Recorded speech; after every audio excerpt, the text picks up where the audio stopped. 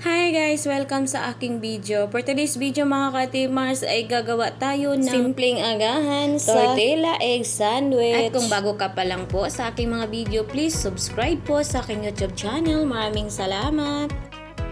Ngayong araw nga mga ka-Timars ay magluluto tayo ng tortilla egg sandwich. Napakasarap po nito mga ka-Timars at napakadali lang po itong gawin. Kaya umpisahan na natin. Ito yung ating gagamitin ngayon mga ka-Timars. Meron tayong itlog. Ihalo-halo lang natin yan mga ka-Timars. At naglagay tayo ng kunting asin yan at saka paminta. At pagkatapos ang una natin nilagay ang ating at kamatis. Hiniwa po natin ito mga ka-Timars ng pabilog para po ay maganda po siya tingnan. Paborito kasi din ito mga ka-Timars ng amo ko. Kaya lagi din akong gumagawa nito mga ka-Timars. Napakadali lang kasi itong gawin. Sa isang linggo kasi mga ka-Timars, isang bisis lang silang kumakain ng kanin. Kaya lagi silang kumakain ng mga sandwich. Pagkatapos nga natin prituhin, ay ilagay na natin ang ating itlog at pahinaan lang po natin ang apoy mga ka-Timars para po hindi ito masunog. Pagkatapos niyan mga ka-Timars ay naglagay tayo ng sliced cheese. Siguraduhin po natin mga ka-Timars na ang ating apoy ay mahina lang kasi po masusunog agad yung sa ilalim. At pagkatapos niyan, ilagay na natin ang ating tortilla wrapper. Pwede din po tayong gumagamit ng lumpia wrapper mga ka-Timars. Depende lang po sa inyo kung ano yung gagamitin ninyo. Pagkatapos nga niyan ay gumagamit tayo ng plato at baliktarin natin ang ating luto.